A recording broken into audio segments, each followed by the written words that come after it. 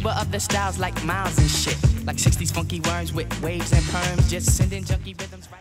Alright guys, let's go check out these highlights of Terence Crawford and Amir Khan, who are set to fight on April 20th at Madison Square Garden in New York for the 147 WBO title.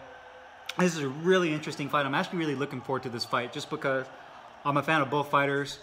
You know, Crawford obviously is considered probably one of the top pound-for-pound fighter in the world, if not the #1 pound-for-pound fighter. And then you have Amir Khan, who to me has a much better resume than Crawford. If you look at his resume, Khan has fought some great fighters, man. He's fought Canelo, he's fought Danny Garcia, Chris Algieri, Devin Alexander, Luis Collazo, Lamont Peterson, Zab Judah.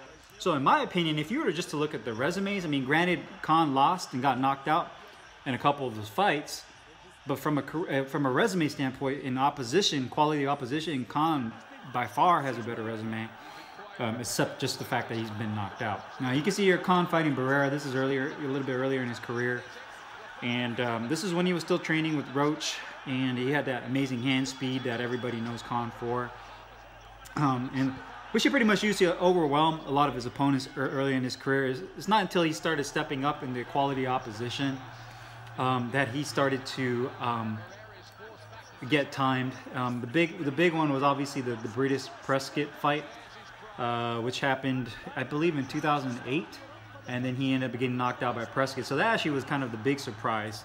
Everyone had him as the big A side in that fight, and he ended up getting upset against Prescott. But after that, you know, he kind of went on like a 10-fight win streak until he fought Danny Garcia. And here goes Terence Crawford versus Hank Lundy. Lundy was a game opponent, but again, Terence Crawford, man, he's like that Swiss Army knife of boxing, man. He could do everything really well. He can box you, he can brawl, he can switch. He's a switch hitter, so whether he's on orthodox or southpaw, he can throw punches from both sides effectively, and he has power to back it up, which makes him a really scary opponent. And Lundy just couldn't handle it, man. Just a different skill level in Crawford, which you saw here in this fight. Another good thing, man, about Crawford is just his ability to fight off his back foot. He can fight moving backwards, which you'll see here in a little bit. How he's able to throw punches as he backs up. So he can throw punches as he moves, which kind of gives him that added element to his boxing. Here goes Khan versus Fagan. Fagan was pretty much, again, kind of a handmade opponent for Khan. He didn't really offer Amir Khan much in terms of opposition. This was a fight that he took literally right after the Prescott fight. So it was kind of his tune-up comeback fight after he got knocked out by Prescott, and he dominated Fagan. I think in the second round they like stopped it. There you go. They ended up stopping it. Fagan was just couldn't handle the speed of Khan. There was a really good fight, man. I remember this Crawford versus Gamboa fight, man. People were kind of skeptical about how this fight would play out, just because Gamboa was that enigma, man. Gamboa has had some pretty spectacular knockouts, but he's always had that very leaky defense, man. He has great hand speed, good head movement, good footwork, but he tends to, yeah, see right there, he just likes to drop his hands, and he's gotten caught. I remember that fight against Michael Fareñas, which I believe was on that Pacquiao Marquez undercard a couple years ago. He got dropped by Fareñas at that time, and again, just Gamboa, man, with that leaky defense has betrayed him, and Crawford just took over. Crawford actually had a hard time with that Gamboa in the first couple rounds. There was a couple punches that Gamboa landed on Crawford that gave Crawford the chicken legs for a little bit there. So Crawford, you know, Gamboa was a game opponent that in a few parts of the earlier rounds landed some good punches. Here goes Khan versus Judah, man. Judah, again, just never really reached his full potential. He kind of reminds me of like a Victor Ortiz or even an Adrian Broner, where they had great athleticism and skill, but it's just their minds betrayed them. Anytime they felt the pressure, they just weren't able to muster up enough heart to continue on. And in this fight, you know, they were boxing. They both have good hand speed, but Khan's combinations were a lot for Jab to deal with, going up top, going to the body, and just his constant movement made it hard for Judah to find him. And there goes a body shot, which I thought was on the belt line. I didn't think it was a low blow. You can see that Judah's belt line is kind of high. So I think that was a legitimate shot, and I think Zab just looked at it as a way out, looking for the exit door. And that's all she wrote with that fight. Crawford versus Molina. I think Molina was more of a hand-picked fighter for Crawford. A very come-forward style fighter, and Crawford had his way with Molina. And stopped him in the 8th round. You know, and that was pretty much it. I think that was Crawford's 30th fight. Stopped Molina, and that was all she wrote. Molina, you know, has a lot of heart, but just couldn't withstand that pressure that Crawford. Another good thing about Crawford, man, is he does a great job of not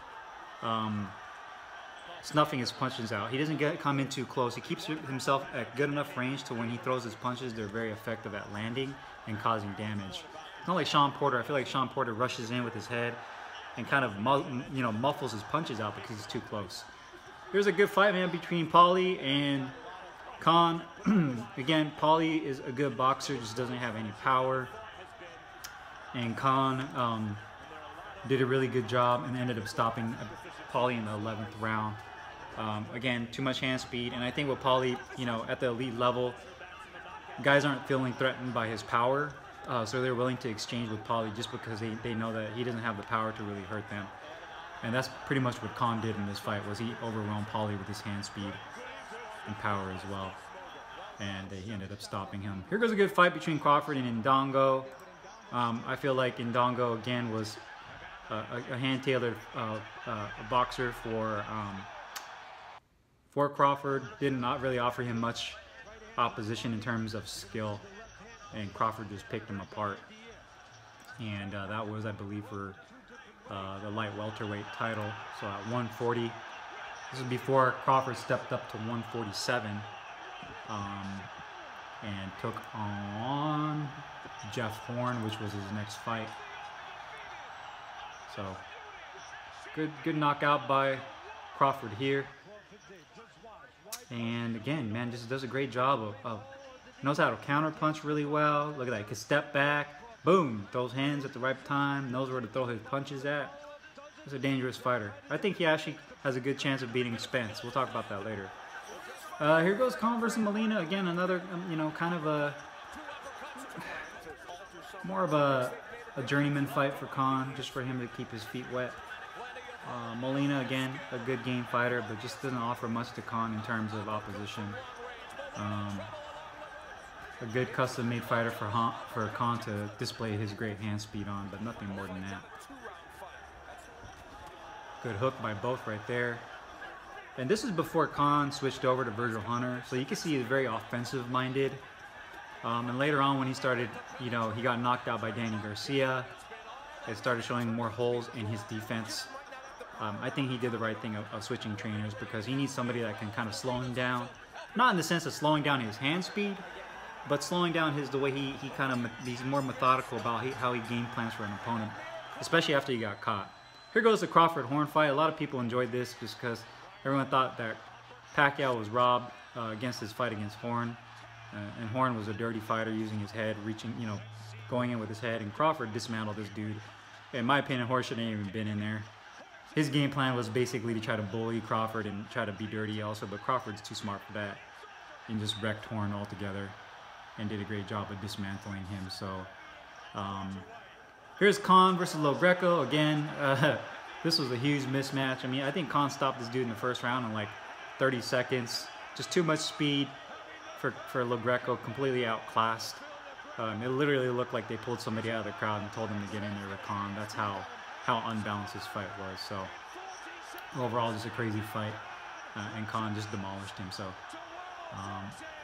yeah, I'm really looking forward to seeing how this fight plays out. I think Khan gives Crawford some problems in the earlier rounds with his speed, but Crawford will get Khan's timing down, and I think we'll catch him in the exchanges and stop him or knock him out. So Let me know what you guys think, man. Put your comments down below in the comments box, and I'll see you guys next time.